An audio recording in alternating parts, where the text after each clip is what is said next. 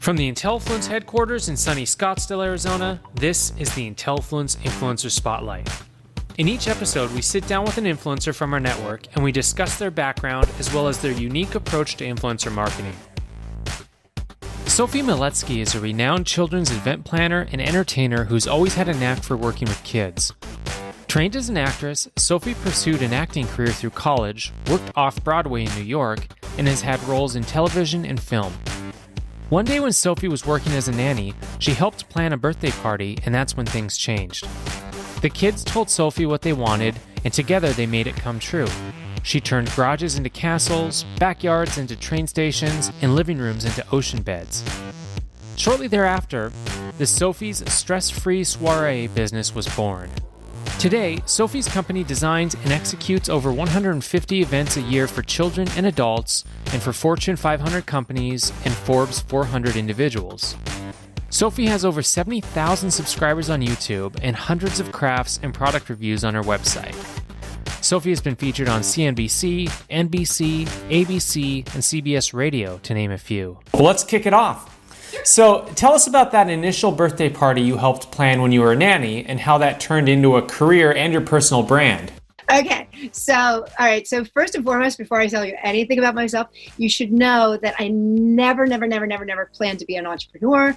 I never planned to be any of the stuff that I am today. What basically happened is everything that is what I do, like a door opened and I was like, well, I might as well walk through, So it was one of these things where opportunities have presented themselves and I've just kind of gone with it. But I never ever intended to do what I do now.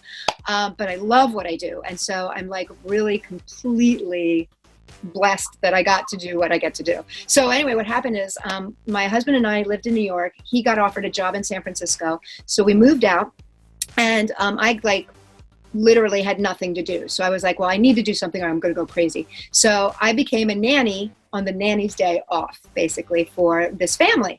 And we were having a great time. And I was basically that babysitter that would raid the recycling bin and we'd put on plays and we'd make Pringles cans into bow and arrow sheaves and all this kind of great stuff. So basically what happened is all of these moms talk and you would get this look. Get this girl for the nanny on the nanny's day off because she's having a private tutor. You've got to have her. So anyway, I started working basically 7 days a week. And, I was working Monday through Sunday with a different kid. And as it happens, kids have birthdays. So my first mom that I ever worked with, and I love her to this day, she said, Sophie, here's $500, plan Emma's party. And I was like, now, this is 25 years ago, you guys. So $500 was I'm holy, I could put on a play. I could do so many things with this money.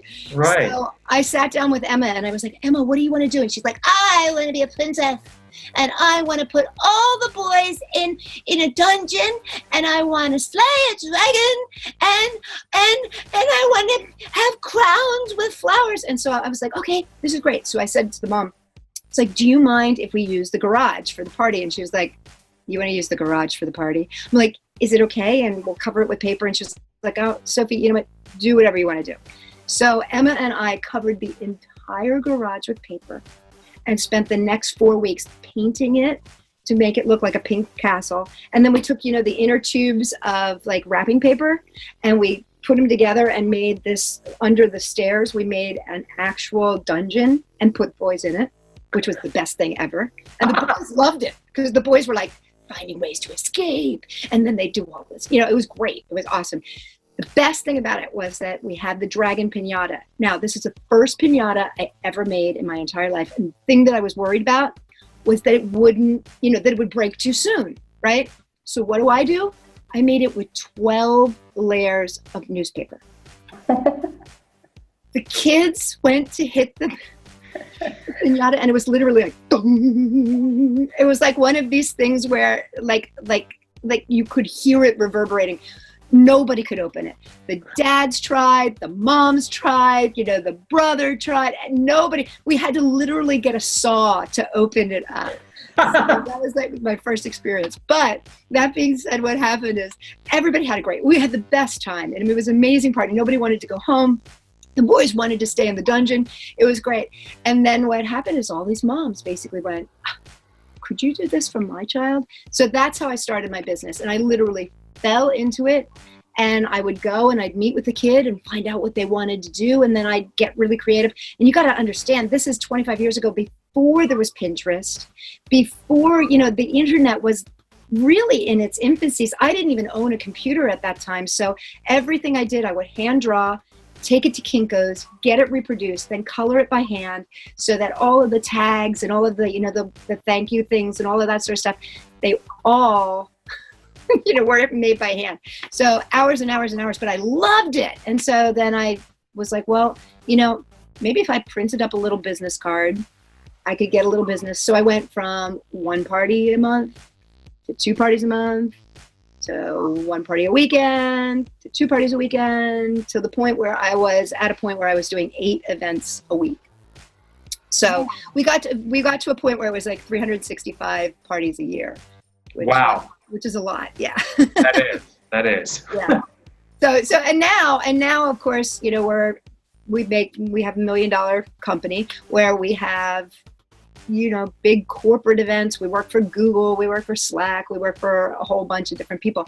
And that's basically how the business started and escalated, and just, you work hard and you enjoy what you do and people find you. And that's what happened.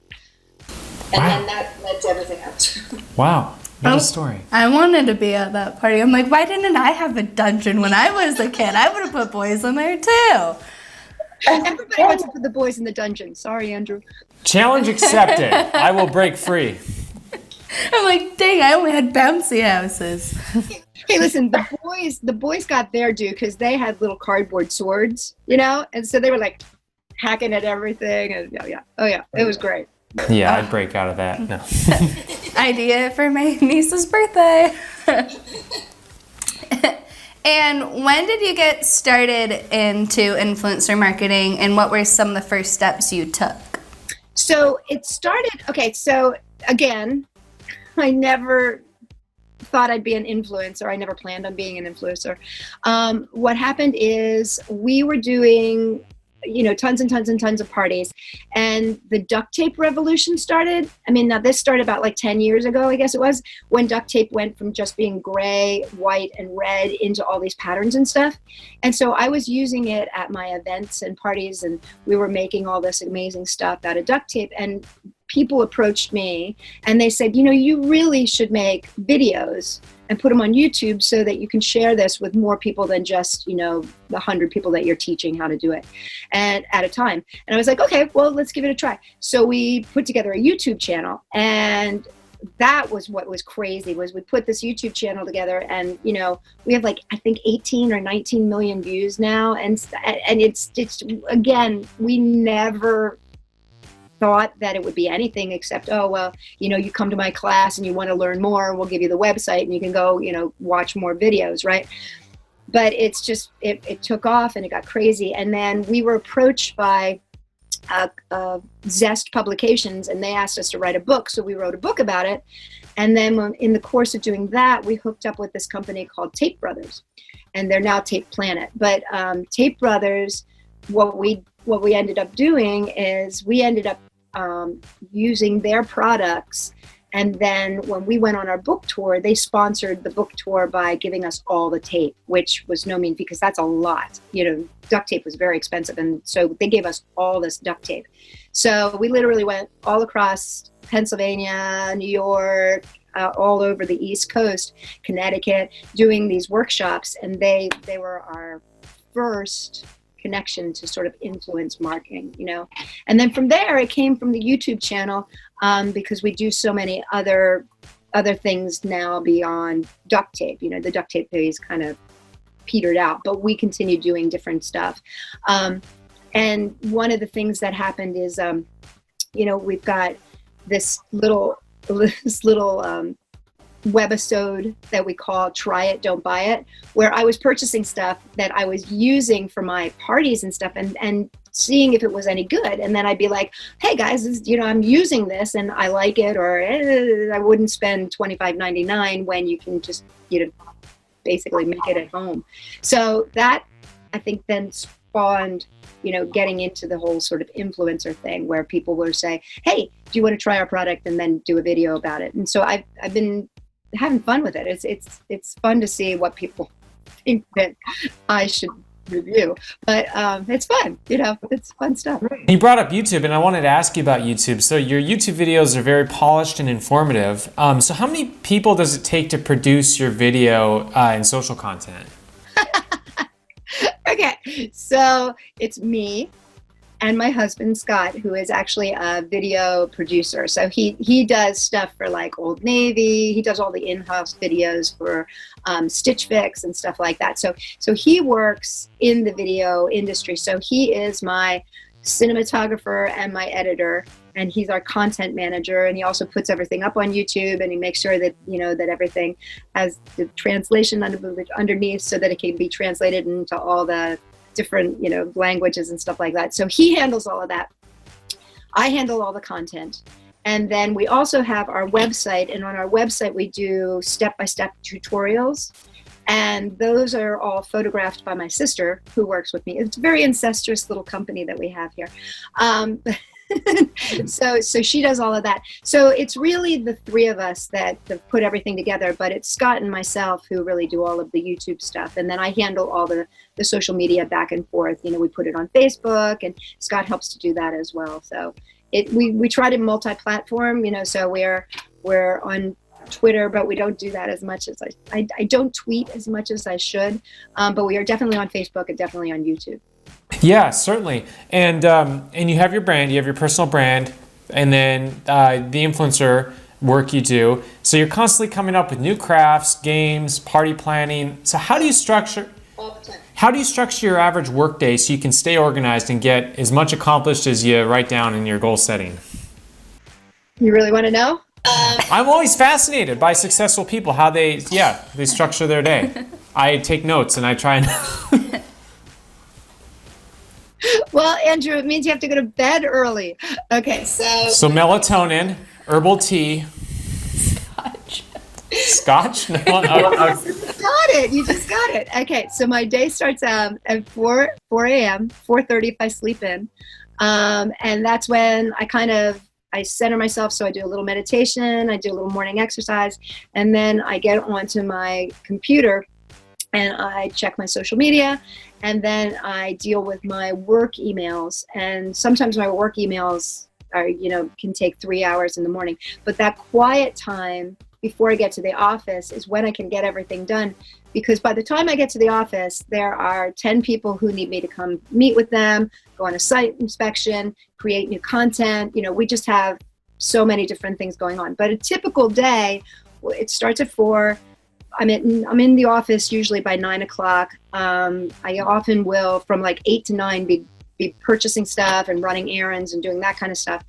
And then my day is spent between dealing with my business side, which is, dealing with my clients and stuff like that, and the creative side. So there will be days where I will spend 2 days in a row just making content, because the way that we film our videos is because how busy our schedule is, because we're doing over 250 events a year.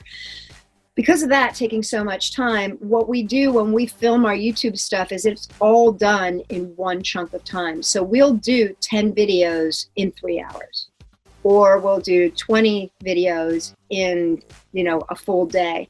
We have two sets. The set that we use when you see our videos where we're in like this really beautiful kitchen, that's actually a client of mine. It's her pool house, and she's really sweet and lets us have that. And so that we will go in and we'll have a full production team. We have a sound guy, we have a DP, we have, lighting guy, we have grips, we have the whole 9 yards. So we do a big 1 day thing. And then on our other shoots, which we call our rogue shoots, those are done in our warehouse, and those we'll shoot like 10 in 3 hours. So that's basically how we split up the creative side of it for the YouTube channel. And again, the way that we do that, we have to really be set and ready to go, because everything is in like bins, and it's like, okay, here's craft number 1, shoot it, tear it down. Craft number 2, set it up, shoot it down. Craft number 3, and so we bang through them. So there's no time. We make mistakes, and we cover them up, or just say, hey, I made a mistake. Hey, you know what? I did this upside down. I did it backwards. Let's take it apart. It's part of what the charm of our videos are, is that it's kind of like having me in your living room making mistakes. But I love it. Is there a blooper reel floating around? So see, that's the thing. You should see it. We do have some pretty silly things that happen, and I keep trying to tell Scott to do a blooper reel, because there are many times when things like slime doesn't come out of the bowl, or something explodes. Like, we literally have had things explode. Like, we're working with balloons, and it's like, pah! And then there's like confetti everywhere, and it's like, well, there you go. It happens. So. Yeah, it does. It does. That's the nature of doing it live. We went to pre-recorded intros because there was one evening where Sammy and I couldn't get out of here. It was going on too long.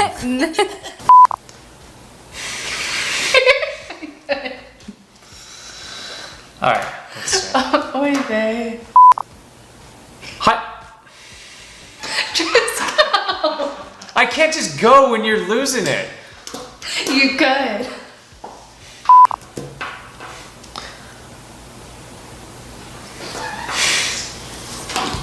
Oh, crap. I totally get it. We'll do one, like we do. So the way that we film our YouTubes is we do the intro, we do an outro at the same time, and that's done, in a wide shot. And so I have to have all the product made ahead of time, so I could say, hey, we're going to make this cute little gnome right now, and I'm going to show you how right now, right? And then it's like, and there you have it. There's your cute little gnome. So then the gnome that I make has to look exactly like the gnome that I held up, and sometimes that's where they're like really messed up. And I'm like, oh, I gave it a blue haircut instead of a red haircut. And there's somebody out there going, wait a second, that's not the same. Your YouTube watchers are very sharp. They catch everything. Yeah, and don't read the comments. No. Stay away from the comments. Stay away. If you want to keep your sanity, stay away from YouTube comments. Exactly. You just have to get it. Basically, you have to have a thick skin. That's why personally, when I think of children getting into the market, I get really wary about that sort of stuff, because, I'm an adult, and some of the things that people say, you're just like, really? Okay, whatever. Maybe you're having a bad day, but you know what? That's why there's so many channels. Go find another one. Have at it. But the thing about it is that if you're a child and you're reading that stuff, you take that stuff seriously. So that's the only thing that I look at these kids that are on YouTube, and they do wonderful things. These kids are doing amazing things. I'm just like so impressed by their talents and their abilities. And I mean, they're amazing. And I wish that people would just shut their mouths, because they shouldn't say things to kids. There should be like a thing that says, you're not allowed to comment unless it's nice until these kids are 21. Leave them alone, until they're old enough to deal with that kind of stuff. So I don't know, that went way off track. Sorry. No, it's great. It's great. I was going to say, I'm still learning how to deal with it, and I'm 23, so. You still yelling at kids? No, it's not. Yeah. Basically, you have to say, nah, not listening, nah. I always say, here's what I say. If it's a good critique, if it's something that I can actually learn from, if it's something that's actually a viable statement, then I will, and it happens to sting because yes, maybe I made a mistake, or maybe I said something wrong, or had the wrong information. You know what? I will totally and completely own that. But if it's just because you want to be nasty, or just because you're having a bad day, or just because you're, feeling like, haha, this will be funny to say, have at it. You don't really exist in my world, because I don't need that. But I will take, constructive criticism. I think that a lot of people do have a lot of good stuff to offer too. That's the other thing. There are a lot of people who really do. There's a lot of brilliant, wonderfully talented people in this world, and they may not have a platform. So that might be their platform, and that's okay. I don't mind. I really don't mind that kind of stuff. Want to join Intellifluence as an influencer for free?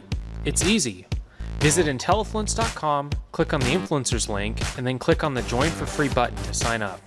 Once you have registered, you will get immediate access to our influencer marketplace where you can browse relevant offers from brands and apply on the spot. You'll also be eligible to receive attractive product and service pitches from brands. There's absolutely no cost to join as an influencer, so we hope you take advantage of our service. Also, be sure to like us on Facebook, follow us on Twitter, and well, you know the drill. Until our next episode, keep being awesome.